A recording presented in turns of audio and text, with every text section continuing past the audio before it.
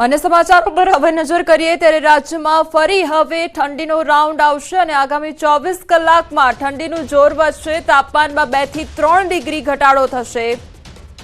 તો આગામી 7 દિવસ વાતાવરણ સૂકું રહેશે। રાજ્યમાં સૌથી ઓછું તાપમાન નલિયામાં 9.6 ડિગ્રી નોંધાયું। તો સાયક્લોનિક સર્ક્યુલેશન રાજસ્થાનમાં છે, જેના કારણે પવનોની દિશા બદલાઈ રહી છે।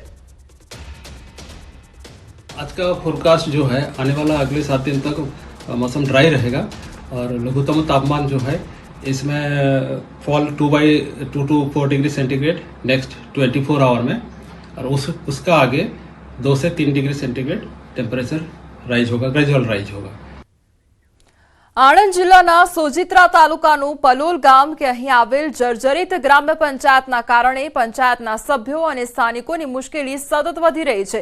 ગ્રામ પંચાયતનું મકાન છેલ્લા લાંબા સમયથી અતિ જર્જરિત છે, જેથી ગ્રામીણ લોકોને યોગ્ય સુવિધા મળતી નથી। 7 વર્ષ થવા આવ્યા છતાં સરકારના બહેરા કાને લોકોની વાચા, વ્યથા અને રજૂઆતો સંભળાતી નથી। ગ્રામ્ય પંચાયતની સગવડો અને અદ્યતન સુવિધાની વાત તો દૂર રહી, અહીં તો જર્જરિત મકાનનું સમારકામ સુદ્ધા કરવામાં નથી આવતું, જે લોકો માટે સૌથી મોટી સમસ્યાની વાત છે।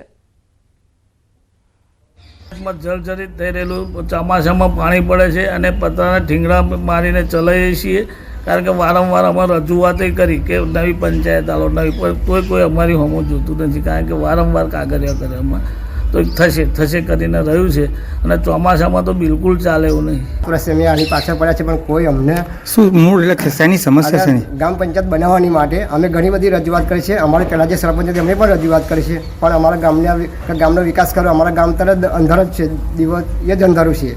અમે કેટલી વખત રજૂ અમારા ગામની અંદર એવી સુવિધા કરી આપો સાહેબ કે અમારે કોઈ જગ્યાએ જવું ના પડે અને બધી સવલત આપો।